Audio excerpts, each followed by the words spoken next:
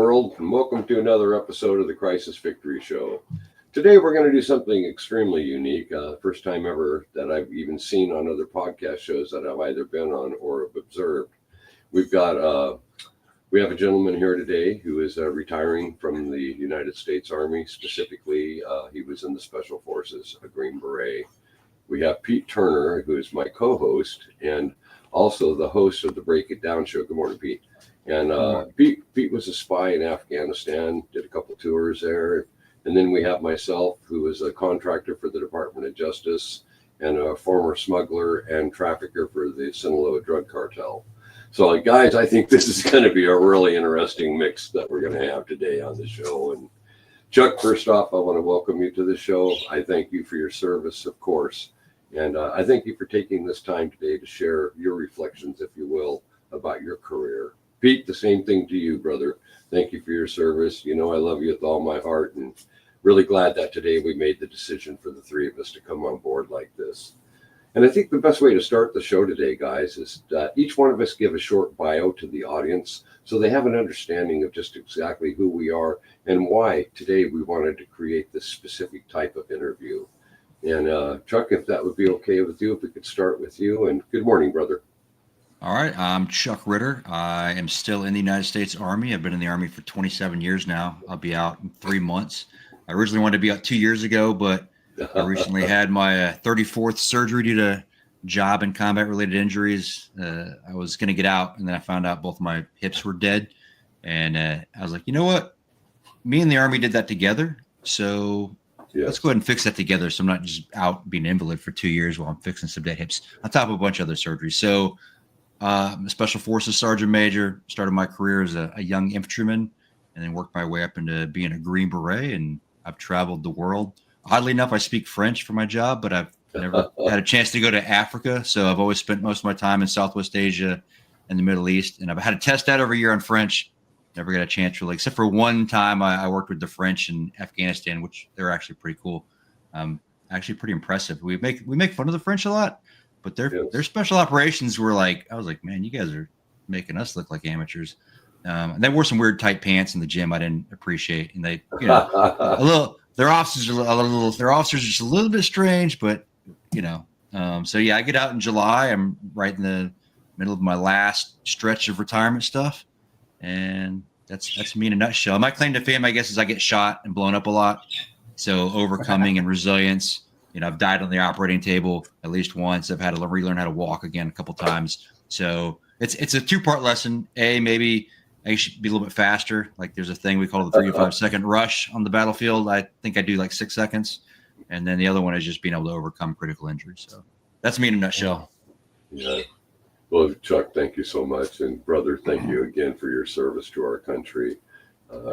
That's a lot of years in the Special Forces, and certainly going to be an interesting discussion today. And like we were talking before the show started, how far the VA has come. I originally started going to the VA in 1974 when I came back stateside and went through the process there. And here I am today with it. And I'm 70 years old now, Chuck. And I'm just so grateful for how far the Veterans Administration has progressed, taking care of guys like us. I was captured and tortured and rescued in Central America on a mission that it still never leaves me in the jungles there every damn night when I wake up in the middle of it, fighting it and combating it. And they've come so far now with PTSD. Vietnam taught us the need for having these kind of programs accelerate and become more invasive, if you will, as we're struggling through it. Pete is also a PTSD, and so are you, Chuck. We all are. But anyway, getting on to that, Pete, give a little bio on your background, brother. Sure. I'm Pete Turner. I run the Break It Down show, and I used to be a combat spy. So my job would be to go link up with guys like Chuck or an Army unit and just figure out how to help them, help the commander win more, lose less, help the enemy lose more and win less, and find out whatever the information was that would allow us to do those things. And I've got over 1,000 combat missions. I've been outside the wire a lot, and so with that comes a lot of damage, physical, mental, and the PTSD and all those things. Because I talk to people for a living, when I was doing that, and you hear a lot of horrible things, and you just sort of internalize it and keep moving and try to disassociate, and then at some point, all that bill has to get paid. And so, yeah, I work with Hal here. Also, I'm his producer for his show, and it's awesome to be here. And I love Hal as well. So I'm going to slide out of the way here and let Hal get back to it. Okay, and my brief bio and all this was in 1991 to 1994, I was the primary target of Operation Northern Exposure. I was the Sinaloa drug cartel's #1 man in the Pacific Northwest. I was moving quarter to a third of a ton of cocaine a month at the time. I had finally hit a point. I got married, had a child born, and had decided I didn't want to raise my children up in that type of an environment. So I flew down to Culiacan, sat down at the table of the bosses, made an agreement with them that I could go ahead and back out. And at that time, I could replace my post and my position with somebody else that would be familiar with the territory. Lots of hugs, lots of handshakes, lots of bullshit, if you will. And I got back home and found a third of a ton of cocaine sitting in my driveway with 2 sicarios waiting for instruction. Because I had underboss status, I had the ability to turn the load around, get them the hell out of there. And the following day, I walked into the U.S. Attorney's office, and I said, "I'm Hal Bradley." And they said, "Oh my God, Hal Bradley just walked in." And I was the primary target at that time, like I said, 91 to 94. And I offered my services to take down the entire Pacific Northwest faction, to be inserted south of the American border and start paying back the enormous debt that I will forever owe this country and this society. And it was an honor to be able to serve with the people that I did, take down the primary targets that we went after. We had great success. I did end up going to Leavenworth Federal Prison. I was hit with an 8-year sentence, and about halfway through it, I was approached by the Department of Justice up in the warden's office, and they said, "How'd you like to become a contractor for the Department of Justice and work for your country?"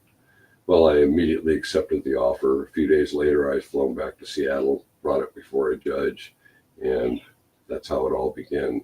Ultimately, when I retired out in 2018, I had completed 17 years of undercover operations.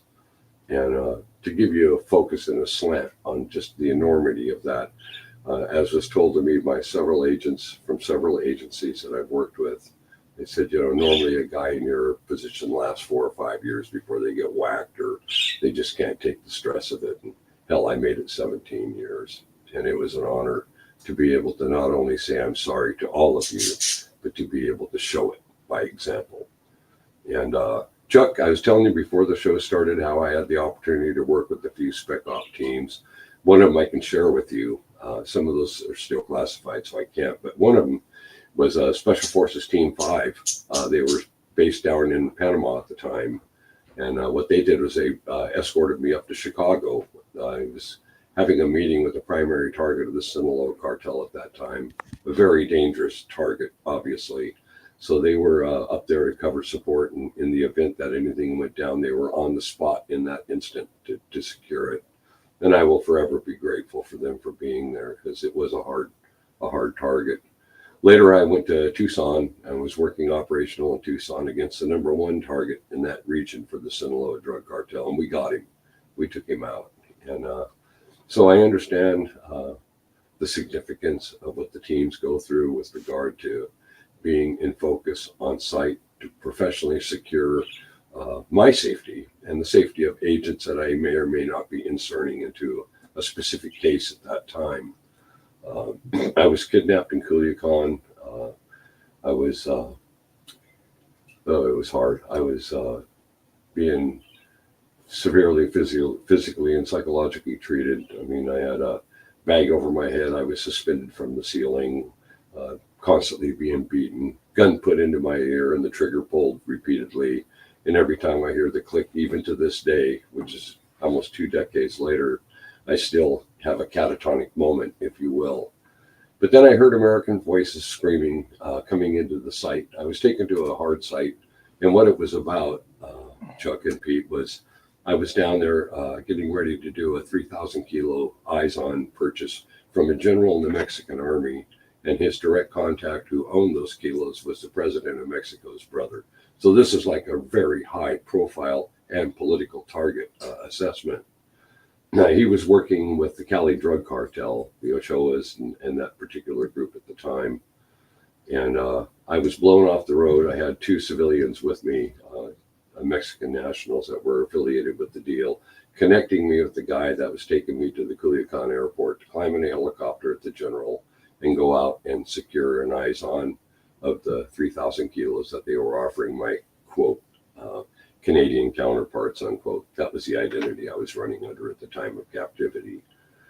And anyway, I was rescued, and I found out later that the whole thing was never even meant to get that far because of the political ramifications. And Chuck, Pete, I know you both understand how messages or missions can go sideways in a heartbeat with regard to people that aren't even in the damn field with us. They're not even associated with that. They're just thinking about the politics.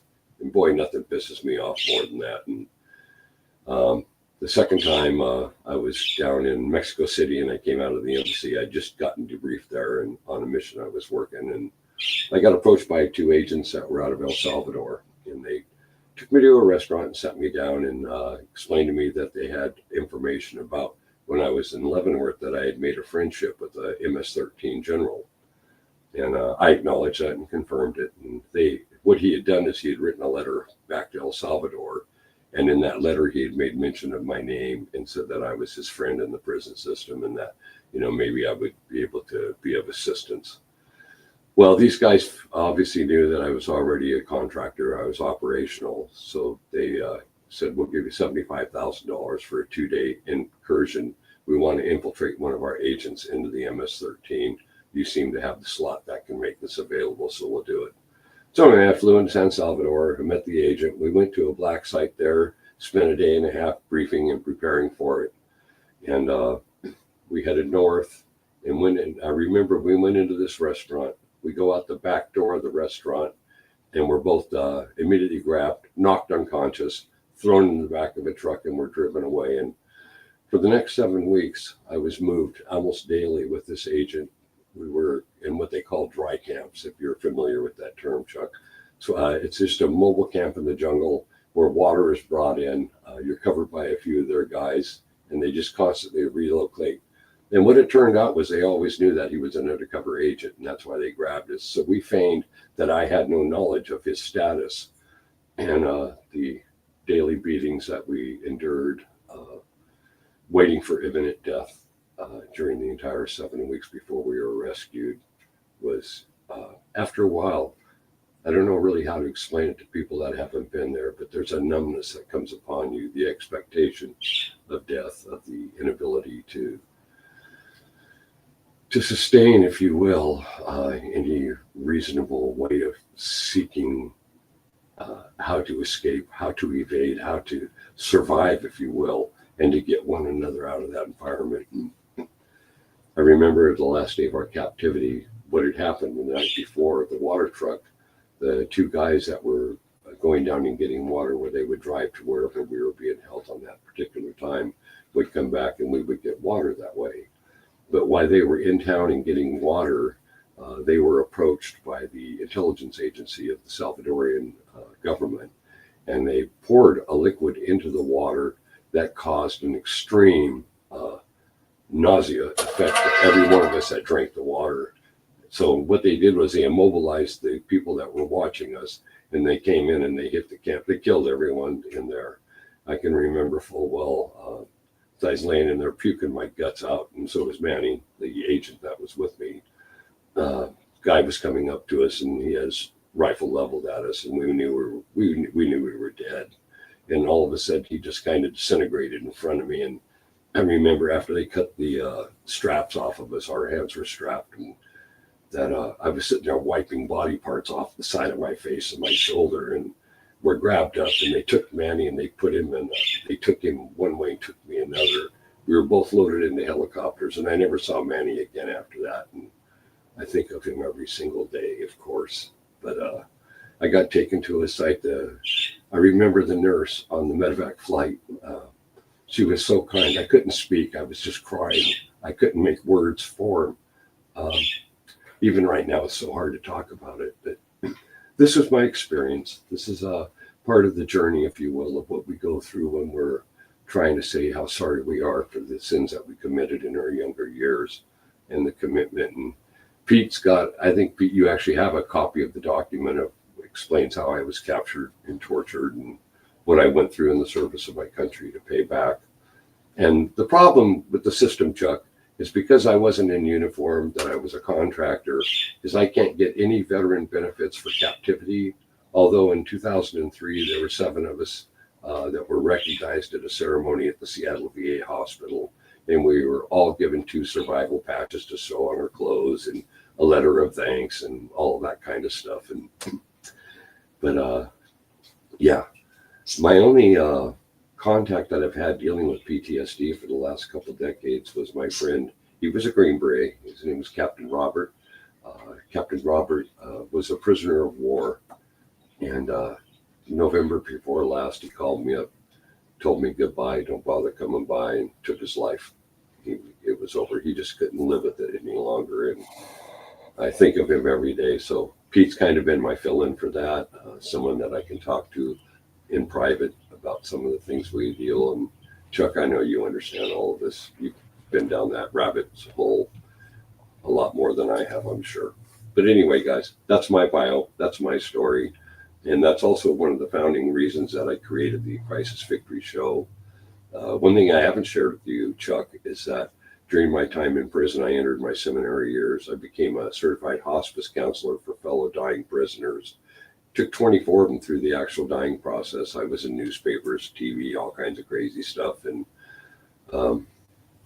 yeah, you know, it's just while you're locked up and while you're doing that kind of time, do something productive and creative. And today I celebrate my 26th year as a senior pastor of the Full Gospel Pentecostal Federated Church Association. I was reordained when I came out of federal prison by Bishop Samuel Lafall in Seattle, and have been with the organization 26 years.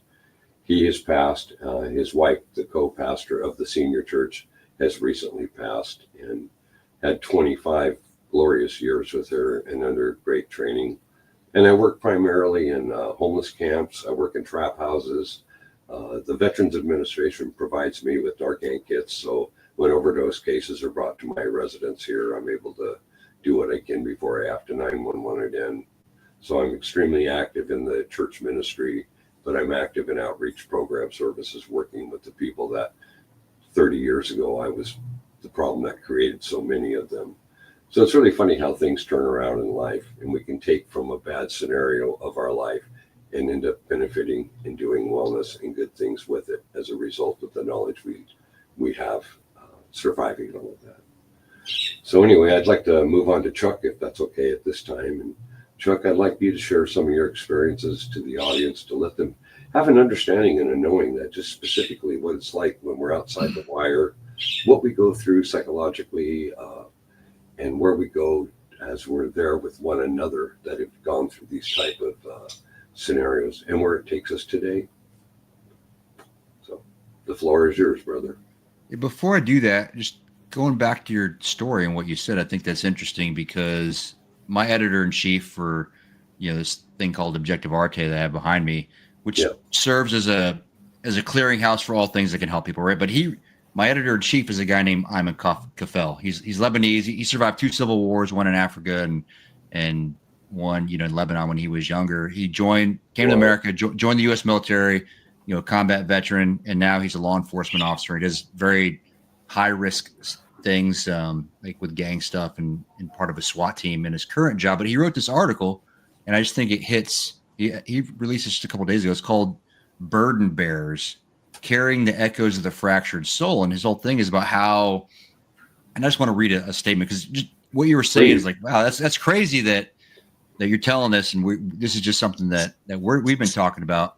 But he says, hey, my first exploration of this phrase burden bearer, he's like, I believe that these are individuals who take on the weight of others' struggles, challenges, emotional pain, and they're generally a source of support and strength. But these can be like your law enforcement or people that work in ambulances or people like you just told a whole story about how, you were there with people when they died. And the whole article goes about how these people are necessary in life, but what others don't see is the emotional strain and the toll it takes on on the burden bearers and how you have to come up with mechanisms to actually almost get rid of that, right? Because it'll destroy you mentally, even though it's not your pain and suffering that you're going through, because you're shouldering it for other people, and you have your own stuff to deal with too.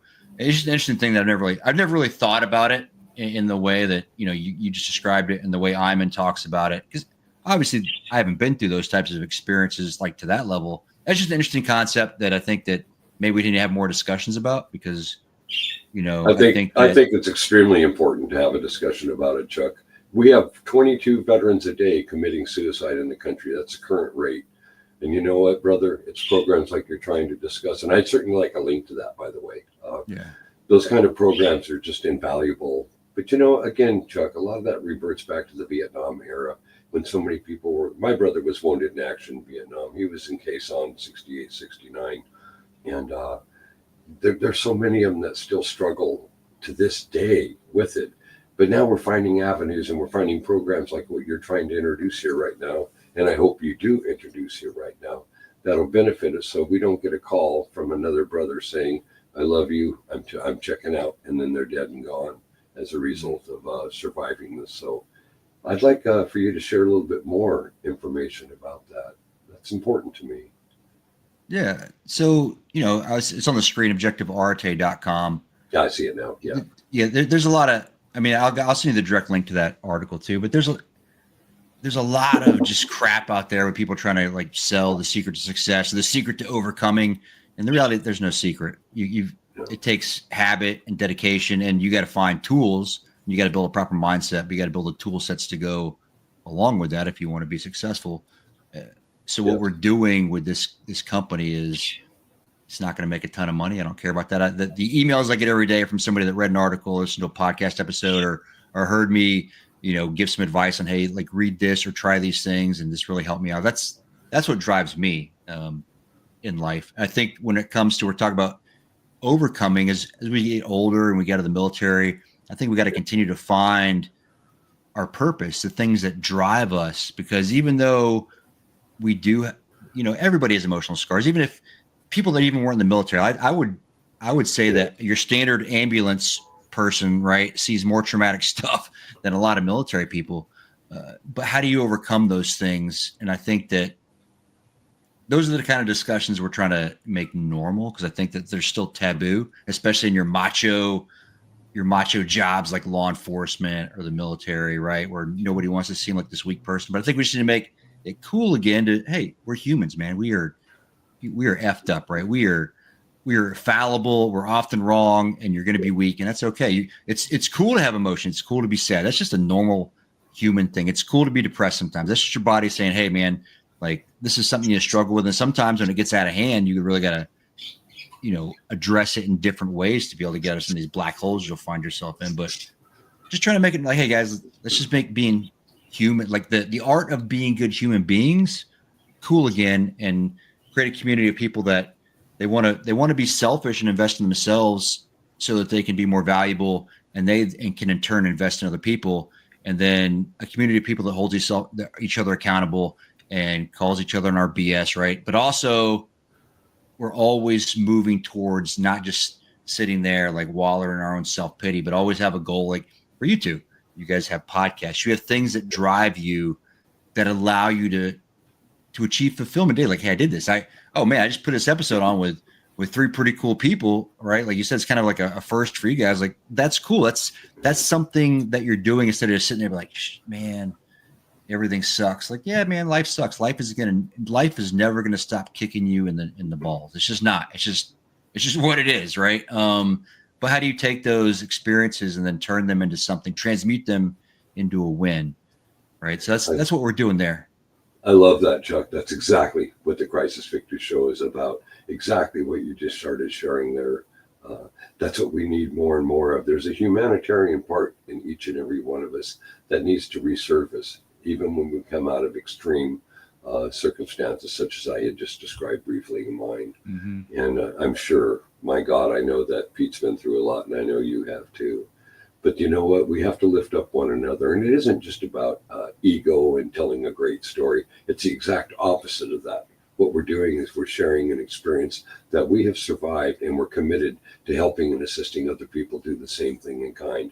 And it doesn't matter if they were in the military. It doesn't matter if they were in a tent in a homeless camp and something horrific happened. But what does matter is the humanitarian slant and the ability to step forward, like you said, Chuck, and do all we can do for one another, because this is a crazy world, and I don't think it's going to get any better. But the caregivers that are driving those ambulances, those paramedics that you were raising up in this conversation, yeah, well, you got to know their PTSD is at maximum level. And how do they diffuse? They diffuse by connecting with people like us that have similar understandings, and we can talk one another down. And I remember my PTSD doctor, my second one, said, Dr. Bradley, what you got to do is understand that will never, ever leave your mind. Those nightmares come back for a purpose. He says, but you need to learn how to pull it out, talk to it, and tuck it back in, because it will never leave you. So what we do then, and Pete and I talked about this, we make peace with it. And then we move on to the next event that life's going to present to us.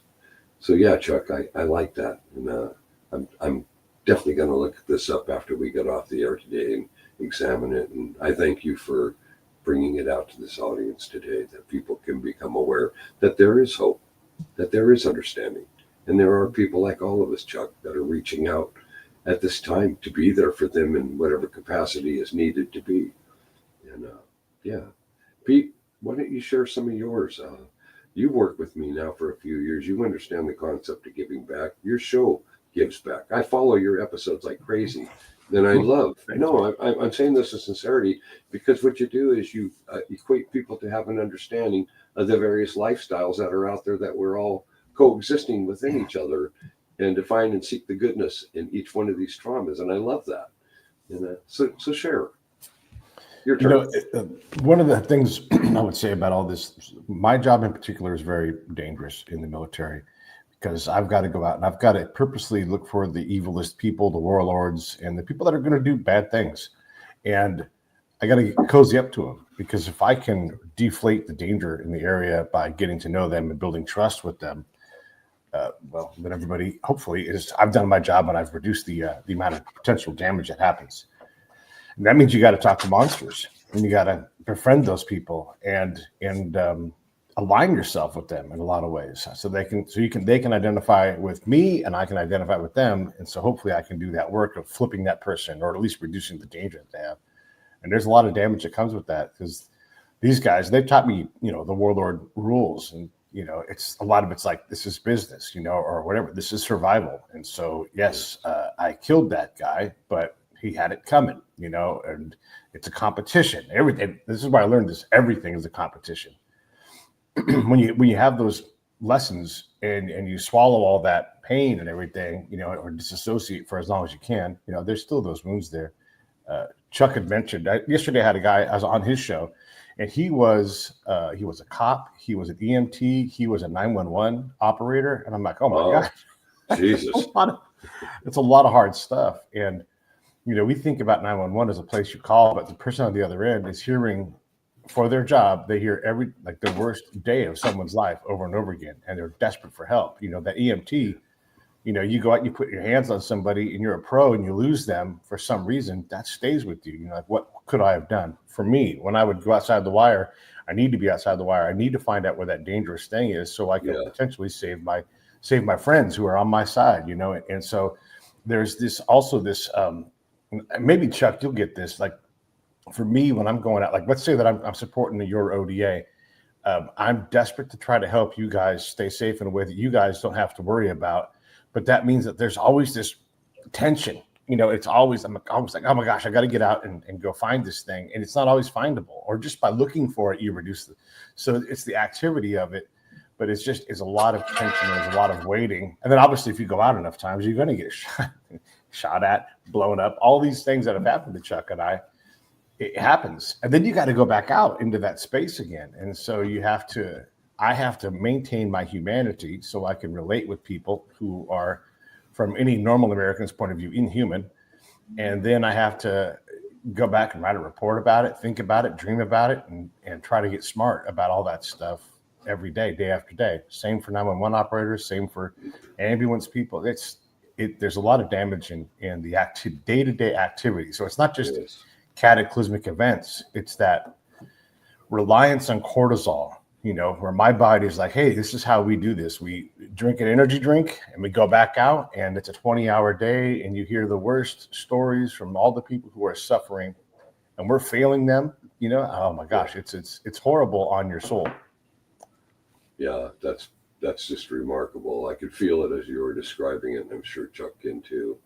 I think that with the programs like Chuck was just sharing with us there is as wonderful it is that we can relate to other people that have gone through a similar or shared experience that we have, that we turn to in our time of dealing with the sleepless nights and the fear of falling asleep because you know what's going to come next, and that's the dreams and the memories.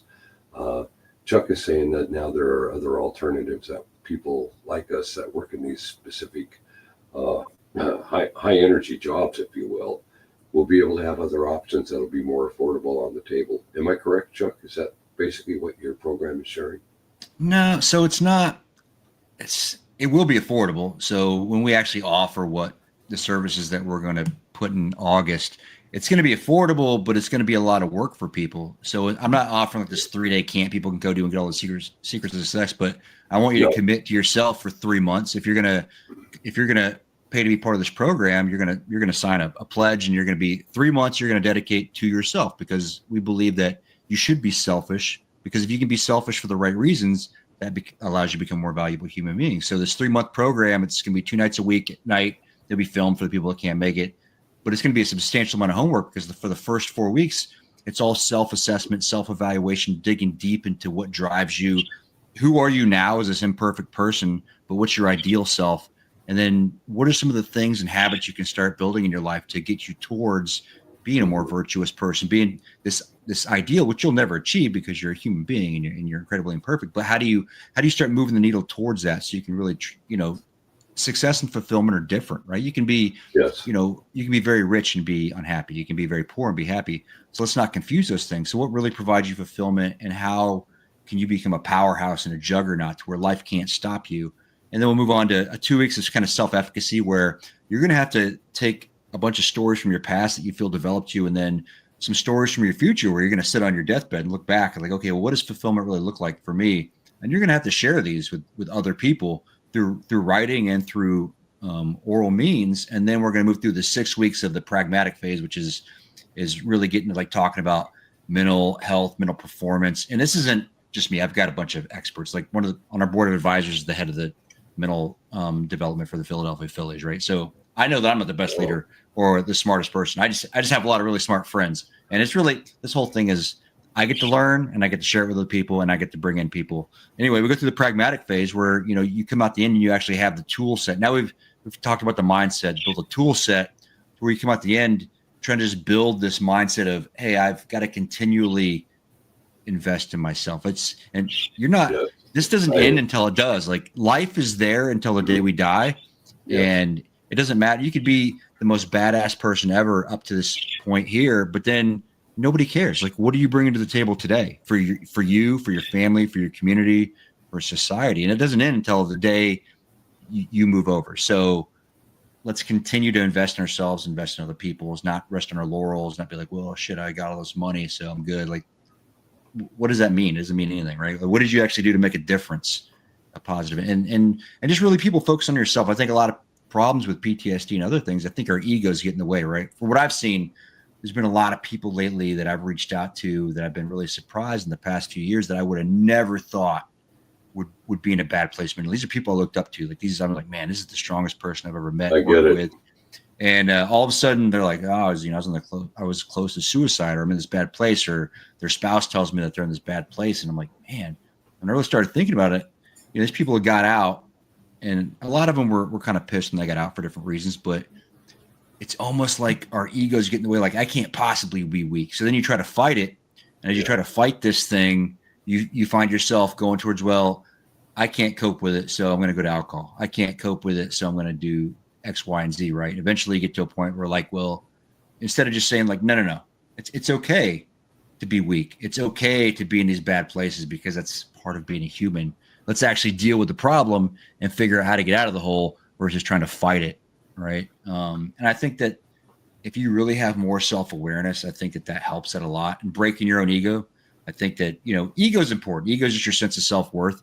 But, on one extreme, you have to where you don't have any self-confidence at all. And on the other extreme, you have the hubris window where you're arrogant, right? Yes.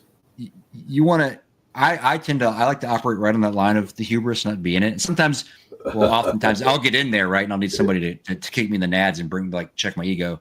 I think that's maybe once a quarter. We need that. It's pretty healthy. Like, hey, you're not as cool as you think you are. I agree with that completely. Right. Yeah. Right? So, I think that's what we're trying to get around with this program. Because for me, it's very easy in special operations and special forces like me to have a big ego. And I've seen it, and I've been there myself, obviously, many times, where people they're huffing their own oxygen, they're believing in their own hype.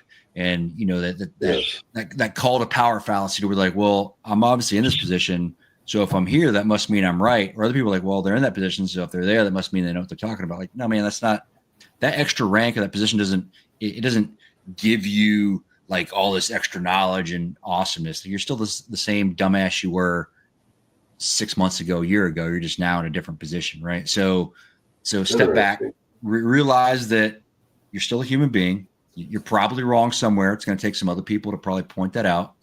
And you're there to make decisions, but you don't have to be this badass who knows everything. You should be knowledgeable, right? You should continue to educate yourself. But I think that, it's easy to like, man, I'm so awesome. Like none of us at any given day, none of us are as awesome or as horrible as we think we are.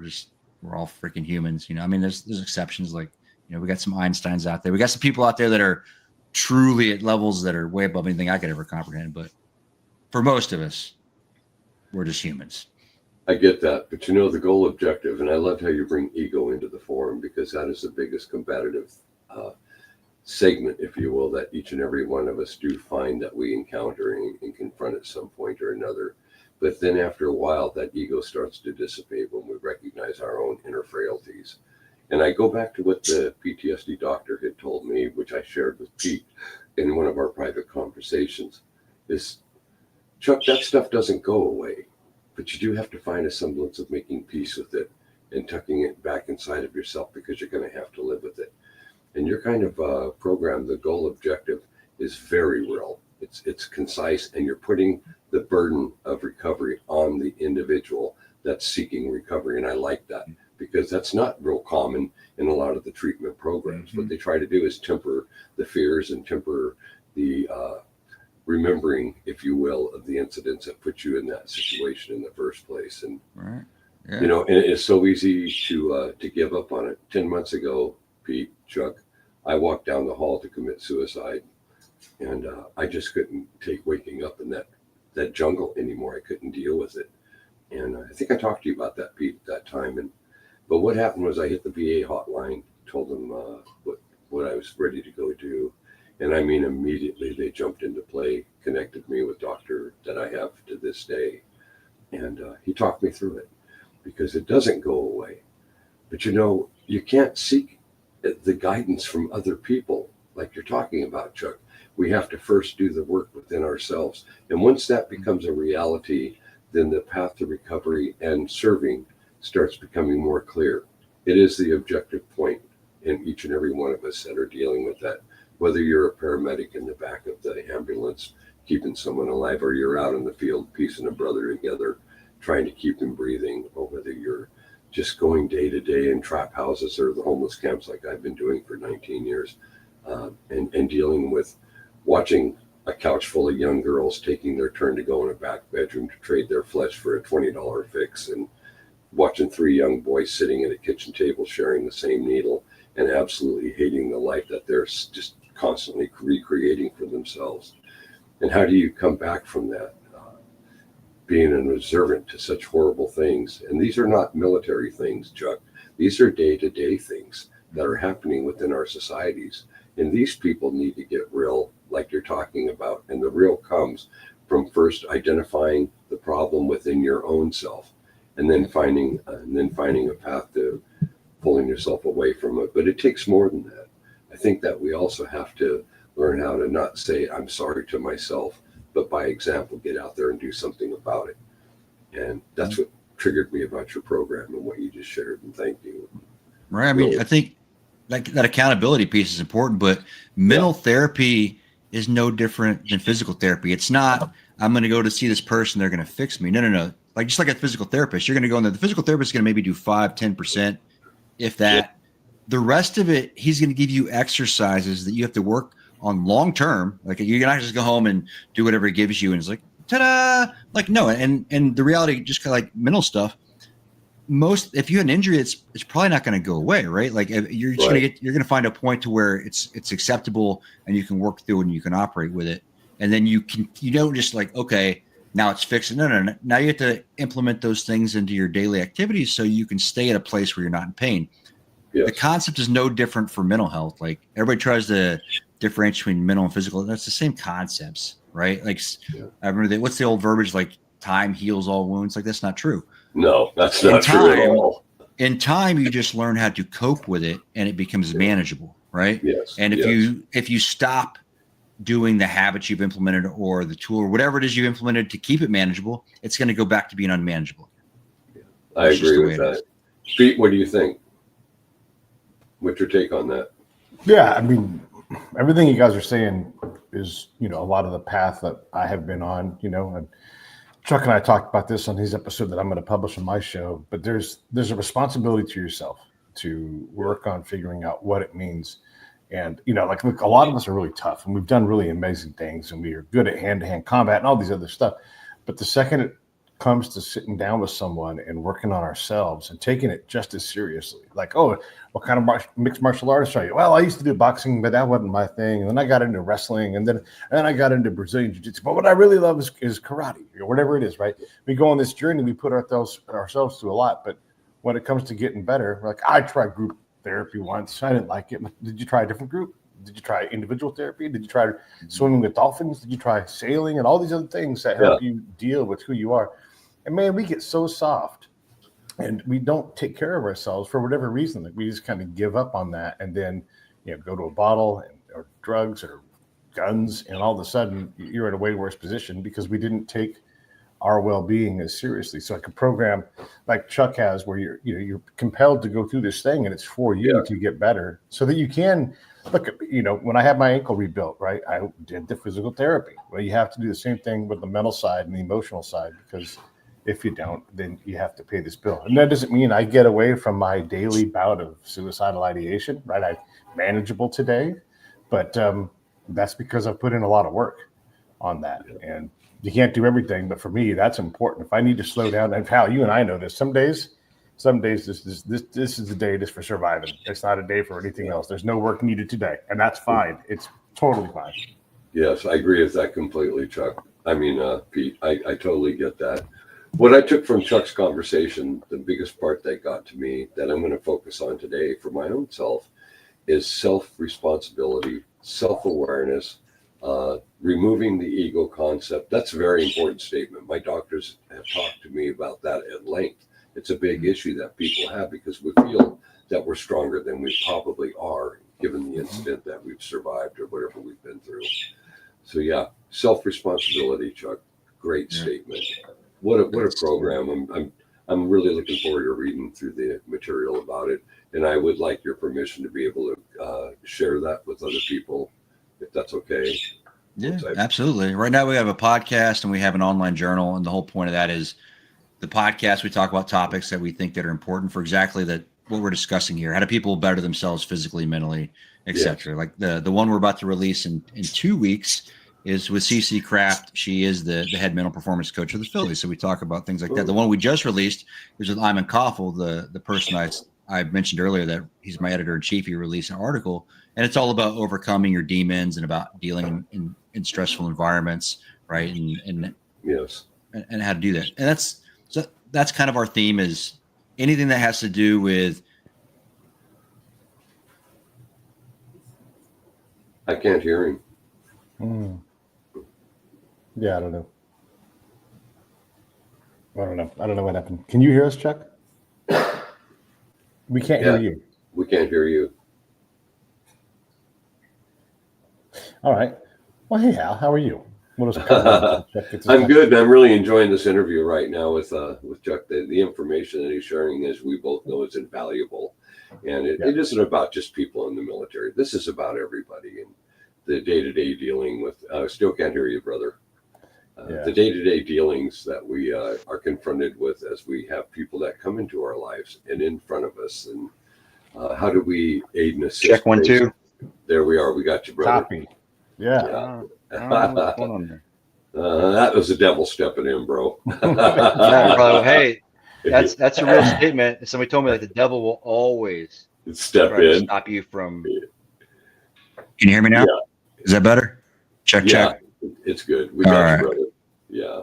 Yeah, I don't know. It did that with last time I was on the show too. Anyway, the devil will always try to stop you from making an impact, right? Like every time. Well, he's an eagle. He's an eagle builder, brother. The devil. Yeah, right. Yeah.